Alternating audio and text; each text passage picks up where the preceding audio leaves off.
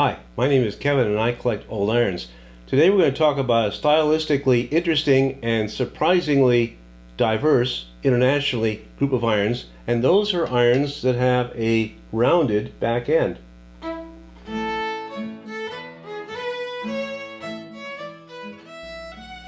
Today's group is a generally European group, and as you know, I largely don't collect the European irons, but the round back irons are ones that have stylistically always interested me. Indeed, this iron right here is an iron that I bought when I was in high school, so I've had this iron longer than most any iron in my collection. I like that unusual feature. Here's another one.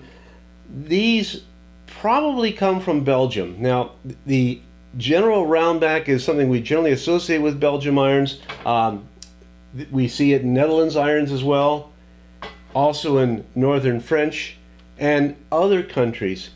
But it's mostly Europe and mostly North and Western Europe. And one of the things we see, at least with these simple roundback flat irons, is we see this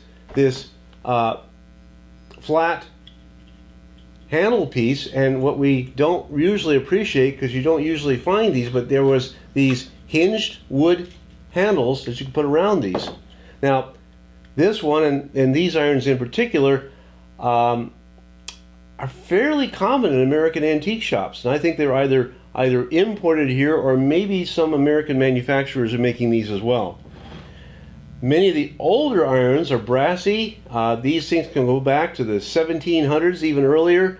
You see these sometimes in small sizes. This is an interesting one, probably Belgian, with a single post in the front.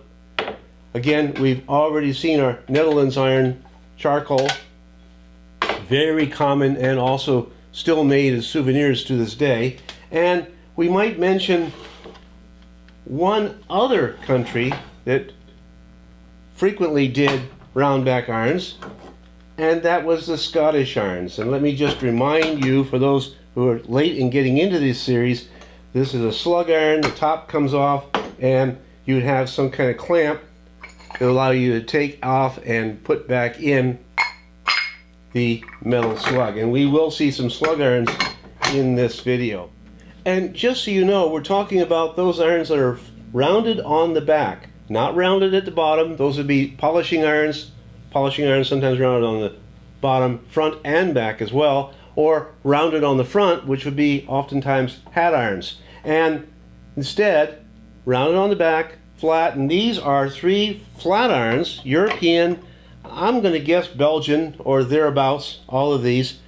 They are, you'll notice if you're looking across these, the diversity. There's a jillion different types in terms of the shape of the handle particularly, also in the decorations in the front.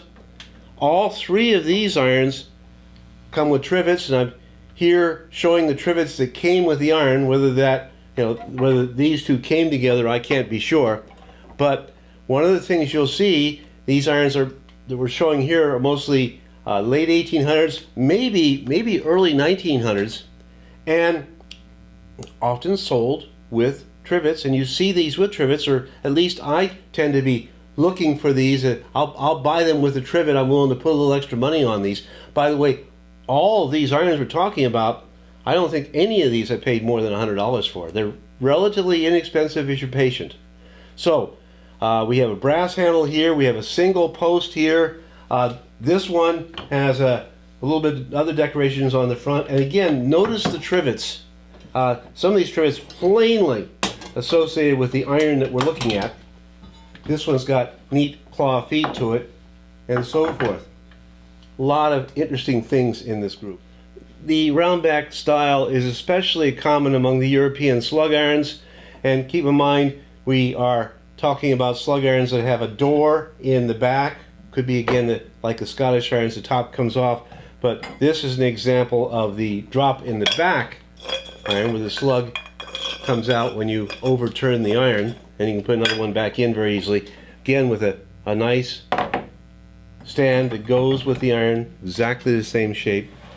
These go back quite a long ways. This one, both of these irons are of wrought pieces put together. The There's a side and then a top and bottom. They're probably welded and everything else is wrought. You might notice the interesting screws that we see here, allowing you to get something in here to tighten these things. Obviously you can't use a screwdriver that goes straight through because the post would get in the way. Dating these things is tough. Looking at this one, from what I've heard and learned over the course of time, this could be 1700s. Sometime I'd say 1750 plus or minus. This one maybe a little bit later. Again, everything's handmade. You do have a brass pole here. That's pretty common. This one is a little smaller, all brass. That again is very common. I'm just noticing I have some very faint markings on this. EMS, probably the initials of the person this was given to, perhaps as a wedding gift. I sometimes wonder if some of these small ones were being used for getting it detail work in the spaces between buttons and so forth. These are oftentimes called toys, but I think it was a very, very rich little girl that was given these as toys. This is probably the most recent of the ones that I have here, likely British. The parts are welded together here. This one does have the original slug, something you should always be looking for. It's not absolutely essential when you buy these things. You very seldom see them in the very early ones for sure, but something to keep in mind. Here's a really beautiful one. I love this particular iron. Got it at an auction quite recently. One thing I can say in general about this group is you very seldom see much of anything of markings, neither decorations, manufacturer's numbers, years. Yet this one is an exception. This one has everything. It has some engraved markings along the edge. It's got M and H, which presumably is the person that this was made for, and it has a year, 1867. Not just is the iron engraved, but the slug is engraved, and that's very unusual. Lots of brass, very nicely done. Again, we've got these interesting markings here which allowed the screws to be tightened without the post getting in the way.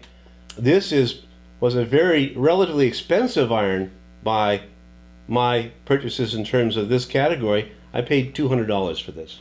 Let's take a look at a couple of more European ones. The ages for these irons, they go back to the 1700s, maybe even the 1600s, and these were still in use into the early 1900s.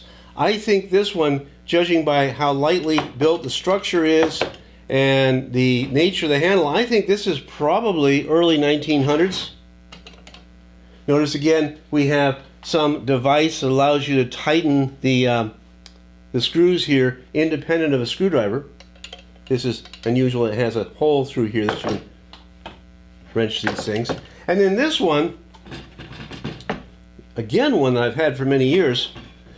This is, well, first of all, so this is a heater. It is actually dated 1912 with the letter M. Again, I think this is probably Belgian, with a rather primitive base with a single post and a wood handle. And by the way, for this group, when I see them at the right price, I pick them up. I've never really sought these out, but I have a fair number of them because they are pretty much, I think, beneath a lot of people's radars, and very few irons here have I paid as much of as $100. This one I think is $60 at an auction a number of years ago. Now, this group is generally associated with European irons, very common in European circles, in incredible variety extending for a long period of time, but they're found among the American irons as well. And I'll start with this one. I don't know for a fact that this is American, though I did find it in a antique shop in New York while I was a graduate student. This is in the year or two before I met Kate. And let me just say this up front to any younger people out there. You know, I think old irons can be conducive to finding the perfect mate, in that young women aren't instantly attracted to somebody who collects these things, but if they have the humor to look beyond that and still asking questions and so forth, and you may have a keeper. That certainly was the case for me. Now, let's talk about some other irons that are American, undeniably American. This is an unusual rotating iron. We saw this associated with the auction last year. It does actually have a polishing surface, but I am emphasizing here the flat irons. And why? I think that this is probably some company is trying to have something a little stylistically unusual, and people did associate these things with Europe, and I think people of this age, 1860s or so, are thinking in terms of the Europeans being stylish, and so that might have been a merit for selling that. It didn't sell very often. It's a rare iron. This is a round back sleeve iron with a Mrs. Potts style handle. And then here is a small flat iron, probably for detailed work between the buttons and so forth. It does have markings. It says patent July 14th, 1863. I haven't yet found that patent. It has the number 1. I will someday, I think, do a video about the irons that I think are from the same unknown manufacturer, but with this particular handle. But what makes this one particularly unusual, besides that this company liked to make unusual shaped irons, this one's unusual shaped in that, well, it's round back, yes, but it's round across the top as well. Very neat. I wanted one of these for a long time before I found one.